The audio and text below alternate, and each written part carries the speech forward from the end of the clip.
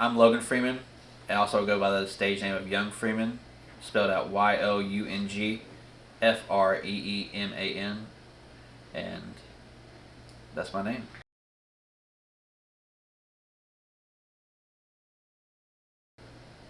I think the thing that made me decide to be a hip hop DJ was there's this documentary about these two guys named Stretch and Bobbito in New York City who really helped get the hip hop radio in the 90s just kind of vamped up with all these artists that we know and love from the 90s that are still around today.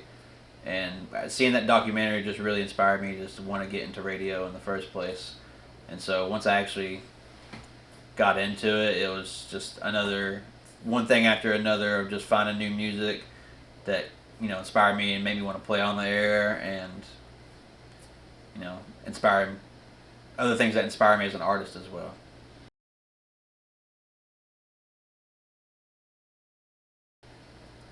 If I had to tell my younger self something about a challenge that I overcame, it would probably be just getting out there onto a stage in the first place and just believing the things that I want to say on a microphone that other people are going to want to hear as well. And I took that chance like a lot of other artists do, and it turned out to be true. At least some a little bit, but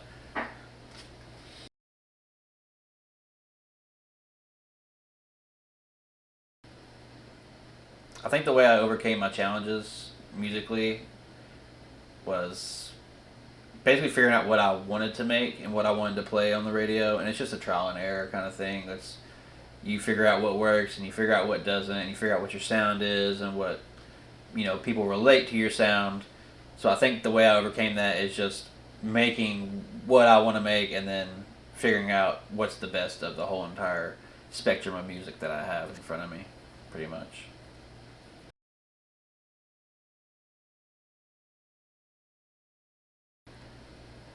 If I had to give some advice to somebody who's trying to get into the hip hop DJ scene, I would say is study the music. Go as far back as you possibly can. Figure out where the stuff came from and what music they played. Because once you do that, you're going to figure out that all these things that were played a long, long time ago are things that are still incorporated into music today. And I think the more knowledge you have of that, then the more musical knowledge you'll have of actually mixing in and out songs and so on.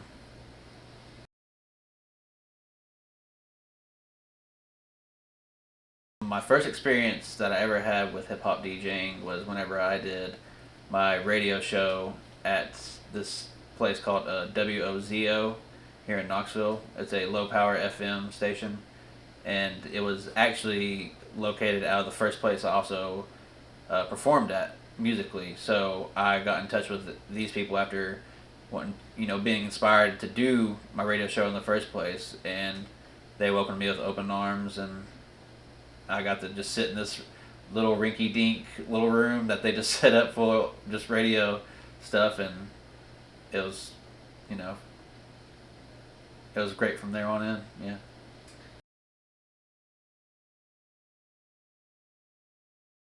My stage name is Young Freeman, and I got that name because of my older brother. I was kind of, I guess, hanging around with him and his friends, so I guess a lot of people called him Freeman, and I guess he was the older Freeman. So it was just came upon me one day. Like it'd just be funny just to I'm the young Freeman kind of guy that everybody knows in our family. So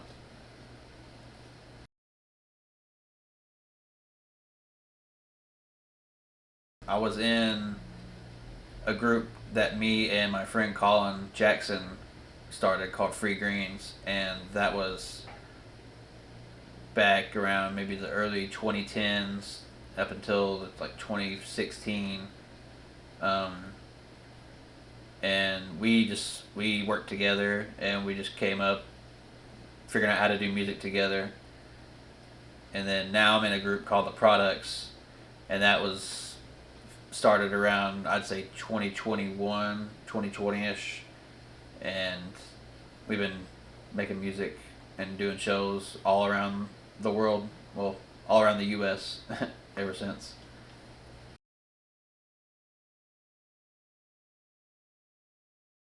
I became a part of the group Free Greens from working together with Colin, and we just were making music together constantly, and figured that we need to at least have something to call ourselves when we're coming out here versus just our individual names. So we both came up with the name Free Greens, and that's how I became a part of that one. And then how I became a part of the group The Products is I asked my group member Illanova if he could back me up on a show one night. And then it's kind of the same thing. We just made a song together and figured like, hey, we're good at this, so we should start a group and make more music. And that's what eventually, became of The Products.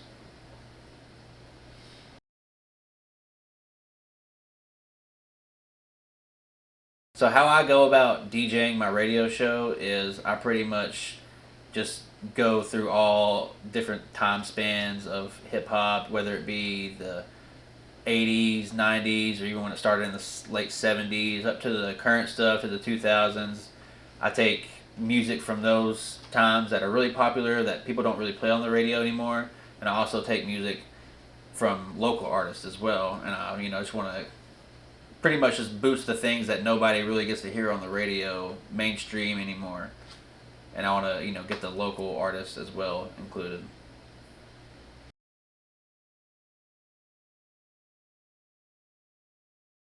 Whenever we have an artist on the show, we pretty much generally ask them like, "Hey, what new project are you working on? What artists have you been working with recently? Who's making your music? Where are you recording it?" And kind of along the lines of things. I usually ask them kind of more general questions as well, because you kind of want to figure out who they are as well versus the standard questions that you would just ask any other artist. It kind of I usually want to break away with the same topic but a unique topic as well.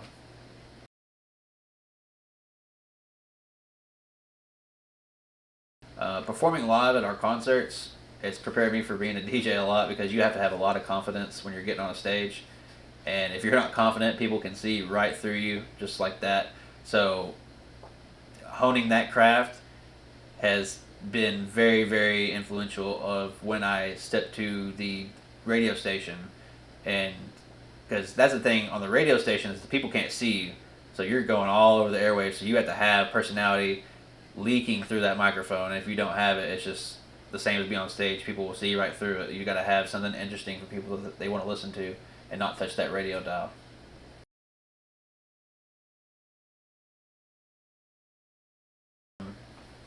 The hip hop scene in Knoxville is really, really, really like vast. You have people who make really soulful music. You have people who make really, really hype music for like the clubs around Knoxville. You have people who are into the older hip hop like myself.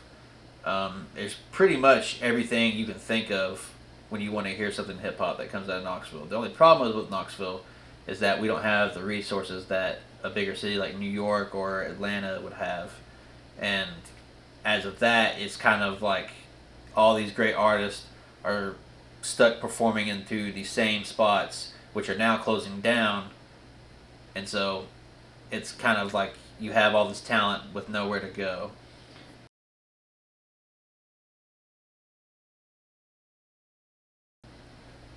Um, when I was a kid, I got a Eminem CD, and I think hearing that as like every probably kid around that time, they're like, "Oh my gosh, this is awesome! I want to be a rapper." So pretty much once I heard that CD, I was like, I want to be into hip hop, and it just grew from there. I started listening to more and more music, and then which made me just want to write my own music. Then once I started writing my own music, I wanted to get it played. So once I figured out how to get my music played on radio stations, I wanted to do radio as well. So it just led on from there pretty much.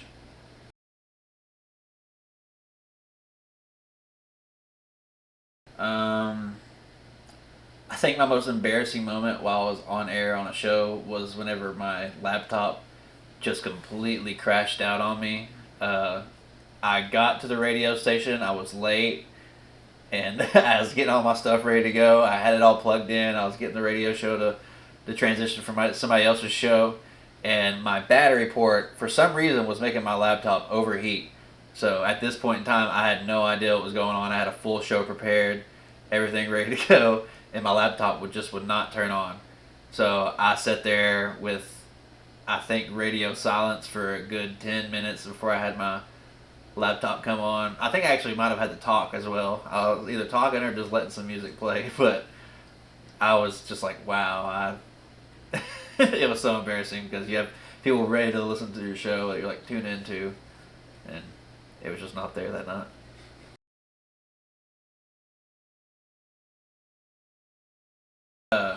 I think where I see myself in 10 years in the hip hop scene here is hopefully still making music and performing the music as well, but also helping younger artists figure out, ways that they can get their music out there, whether it be performing on stages or going through radio shows like my own or others.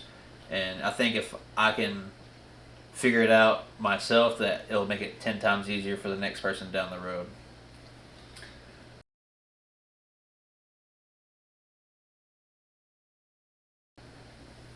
My favorite hip hop artists of all time would probably be the ones that helped me get into hip hop, kind of chronologically.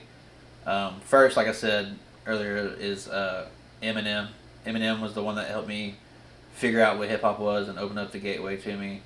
Um, Second would be Lil Wayne. Lil Wayne is a artist who followed his career most of my life, and he's just another person who's really good with words and helped me kind of inspire me to write music and how to write music and how to do this stuff. Um, Another favorite artist of mine is an artist by the name of MF Doom. He wears a metal mask on his face, and um, he went through a very hard life. He was homeless for a while. His brother passed away while they were making a group together, so he had to come back out with a whole other persona, and that's why he wore the whole mask thing. And from there on, he kind of it kind of just shows you to inspire to just follow your path and do your own thing, and that people will follow, and that's exactly what happened. But yeah, those are the top three artists that mostly have inspired me throughout my hip hop career.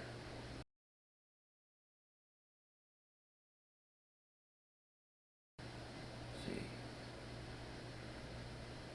I think one of the major setbacks that I've experienced in the hip hop industry would be, maybe going to a show and there's not a lot of people there, so you kind of have to perform your whole set, what you have planned, whether somebody's there or not. And I think that's a setback for whether any artist is hip hop, country, rock and roll. I think one of the most recent setbacks that I've experienced in the hip hop industry and the radio industry is the cancellation of our radio station that the University of Tennessee just recently did.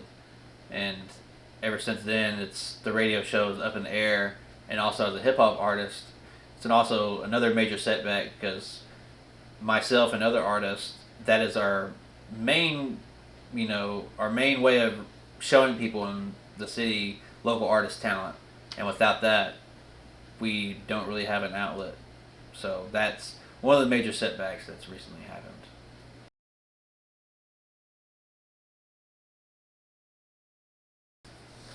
I think the proudest moment in my hip hop journey would be probably two things. It would be uh, being able to go on my first tour and go see the world just strictly off of my music, whether it be, whether it was a good time or a bad time, it was still a time that I got to experience just strictly off of music. And another one of my most proud accomplishments would be whenever my group, The Products, opened up for an artist named Afro Man at a sold out 1,000 person show. And everyone was just singing along. When you walk out to 1,000 people and they're singing your music, it's awesome.